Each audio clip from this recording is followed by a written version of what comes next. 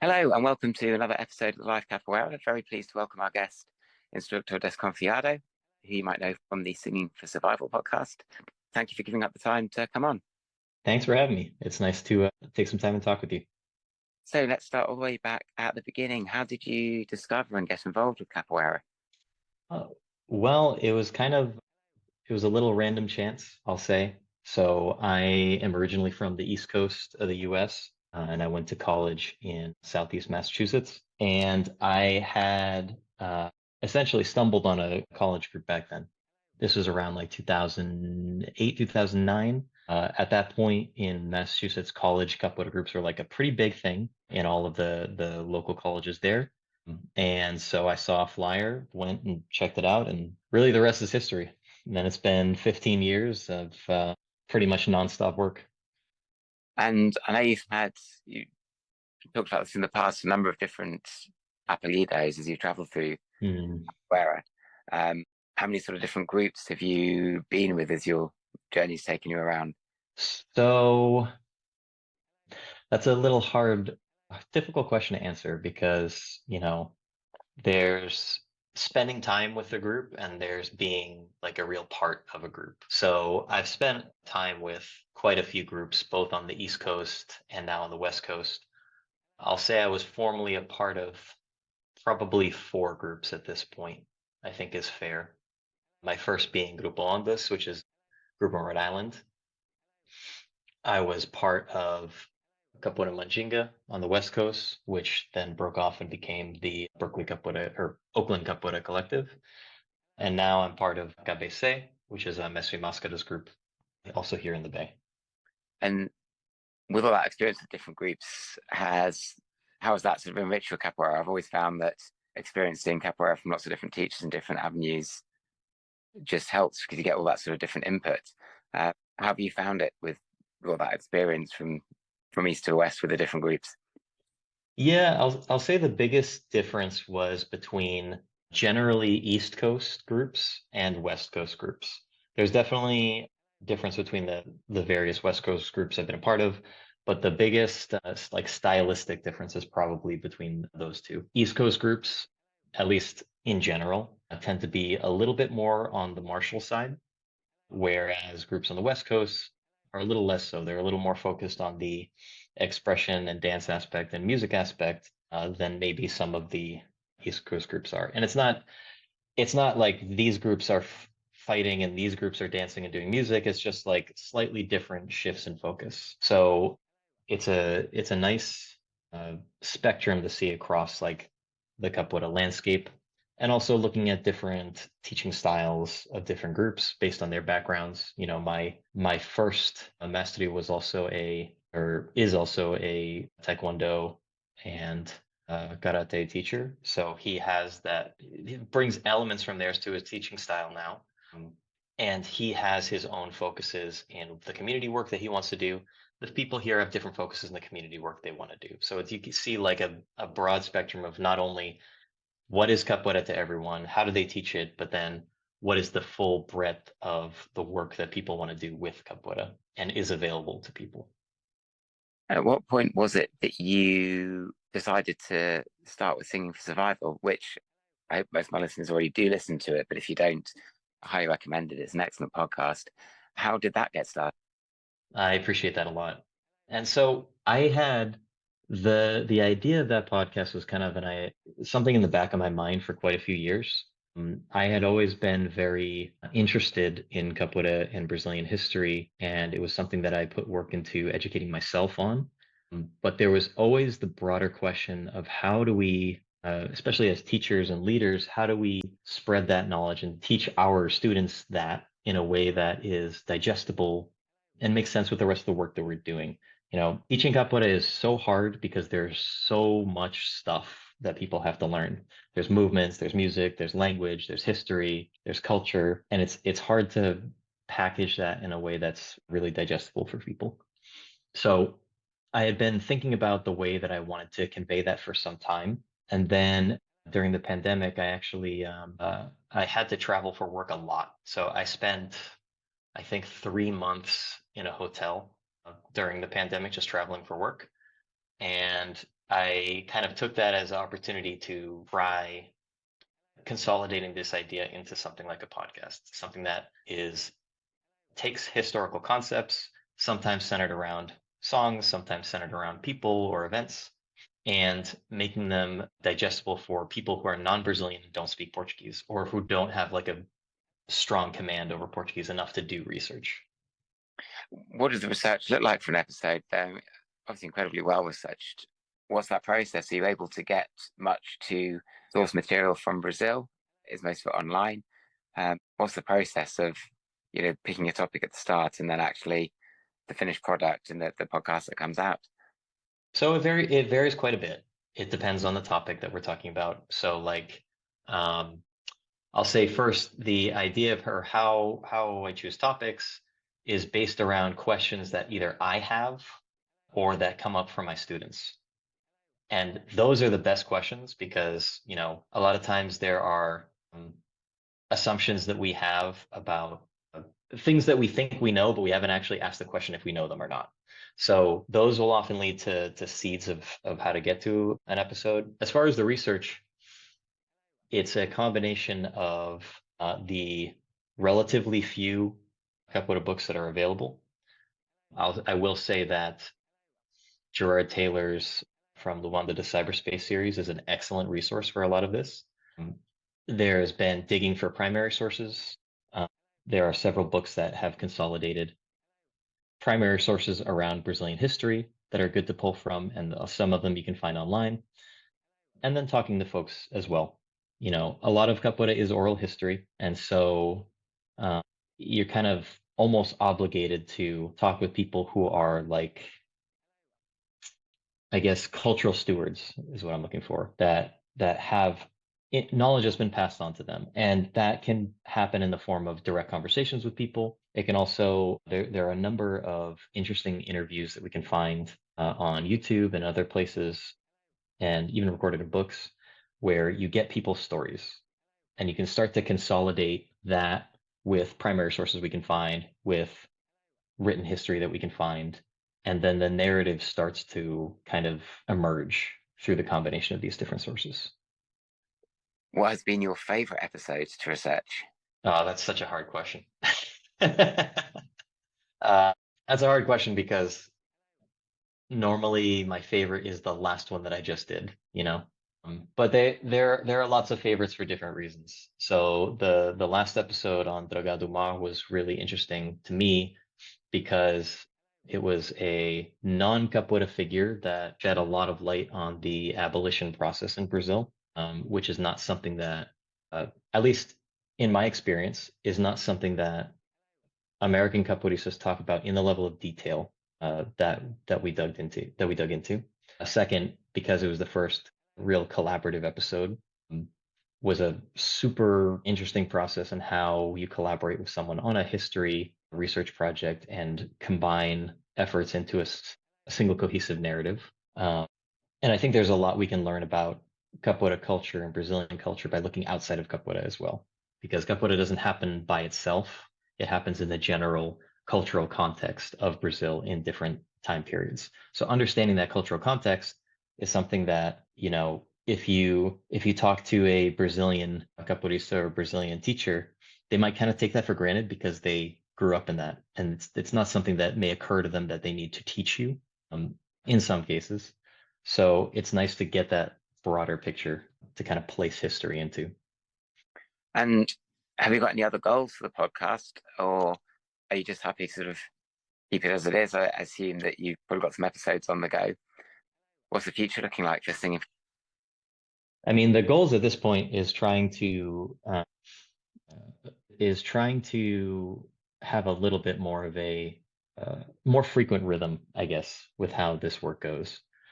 In my like perfect world, I see this as a collection of um, I see this as a way for someone to navigate learning capoeira history from, first Portuguese ships land in Africa to current day. And I think that something that I'm looking to dig into more is a little closer to the current day stuff. Right now, Most of the work has been up to kind of just broaching into the early 1900s, and approximately where a capoeira is legalized again. But there's so much that happens in capoeira from 1930 to today, and there's so much that continues to happen today that I think is important to really dissect. And what about your own capoeira as well? Have you got any goals for that? Yeah, I mean, I'm running a school here in Santa Clara, and I'm my my goals for that. There's a lot of goals around that, but I think the big driving and motivating one is being able to do good community work with capoeira. So I'm often inspired by the work of Messi Ferradura in Rio. He is someone who dedicates a lot of time and effort and care into the community work that he does in teaching or in his school that he's running in the favelas there, in the work that he does with homeless people, in mental hospitals, in detention centers. I think there's a lot of good that can be done with capoeira. That people are certainly doing in the States, but I think there's a lot we can expand on with what we do with capoeira in the States. And so that's something that I'm really committed to. And it takes more than just me in order to make something like that happen. So I see my work now as setting the foundation for a group and school of people that can do this kind of community work, that can reach out to schools and to underprivileged communities and really do some have some positive impact. Mestre Ferragiro was one of our guests early on in the Life Capoeira. If our listeners want to go back, I think it was episode 3 or Mm. he does amazing work, and there's so much potential there for the community. That sounds fantastic. Has researching for singing survival got you interested in taking a more sort of formal qualification in capoeira history, like say a sort of a master's degree, or would that be too much stress and pressure? That's an interesting question. It's hard to it's hard to imagine doing that in a formal capacity at this stage in my life.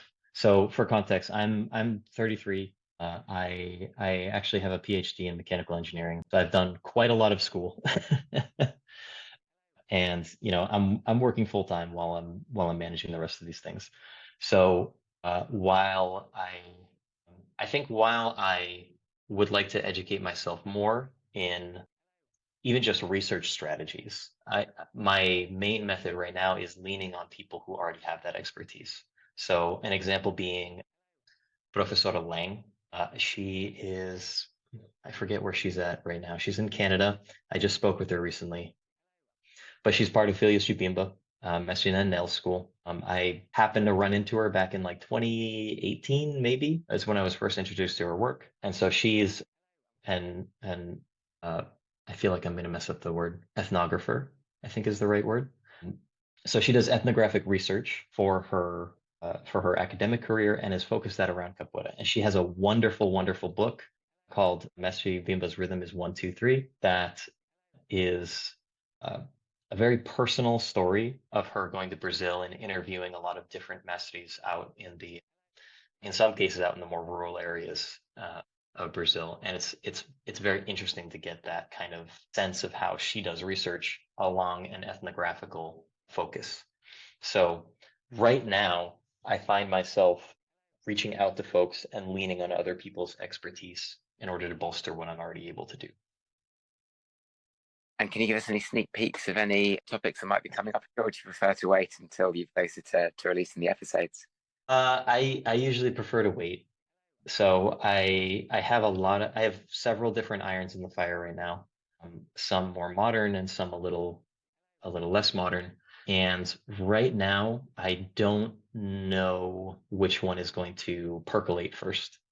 So this is kind of how like my process works is there's multiple things going on simultaneously, and some will kind of blossom into something before others. And sometimes it happens in ways that I don't expect, either from help from other people or, you happen to find just the right source and it brings the narrative together. in a way that's very interesting. So, uh, so yeah, I guess I'll be coy and not reveal that quite yet. But along those lines, I say this a lot, and I'll reiterate it here. I am always open to suggestions and open to questions about, or questions that people have that they want something like this to look into or have help addressing. So I only have, my own perspective and the perspective of the people that I ask. So there are plenty of questions that I know people have, but I haven't even thought to ask. So if anyone has anything that they're curious about, I'm always open to receiving that kind of input. And we'll be linking to how to get in touch in the description to this episode if you'd like to take Desconfiado up on his offer. The last question I like to ask is, what is capoeira? Ooh. So I'm actually going to pull from Professora Lang's book. She had a interview with Mestre Augustus, I think is who it was. And there's an answer he gives there that has like really stuck with me over the years, and it's kind of like reframed how I approach capoeira. And he said, capoeira is a tool that helps you understand other people. And to me, that encompasses a lot of what capoeira is. So capoeira is, we can think of lots of definitions. Capoeira is a martial art. Capoeira is ritual combat. Capoeira is a community based around a physical art form. It is a musical tradition that contains oral histories. But ultimately, capoeira does not happen by yourself. Capoeira requires other people and requires a community. There is no one in the history of capoeira who has gone up to the mountain and stayed in a cave and trained for a decade and came down as like a master. It doesn't happen. Capoeira only happens with other people. And I really believe it fundamentally changes the way that you relate to other folks. And in one sense, in a way that a lot of other physical arts do, I think doing physical arts kind of changes the way you interact with the people that you do them with. But more than that, the shared musical traditions, the shared cultural traditions, and the focus on building a community around this art, I think is very transformational for people in a lot of different ways that in some ways are unexpected to the people that experience them. So to me, that's the most important thing of what capoeira is. That's an excellent answer. Thank you. Was that the answers that get me thinking as well? Are there any thoughts or comments you'd like to leave with our listeners before we sign off? um, so I think that something that I think about a lot, and this is something I talked with I think the folks at Only the Strongest about. Um, our I think our job as teachers is not just to teach people things. I think that's one of the jobs. Uh, I think a lot of people have had different experiences on, there's a lot of people who say, well, I'm just not really that interested in history, or I never like had fun learning about history. And sometimes people will even say the same thing about music, where I think people think that they just don't get it or it's just not for them. But I think there's a missing piece there for us as teachers, and it is in addition to just teaching people things, there's a step where you can show someone how to be passionate about something. You can show someone how to, you're almost teaching people how to love the things that you love.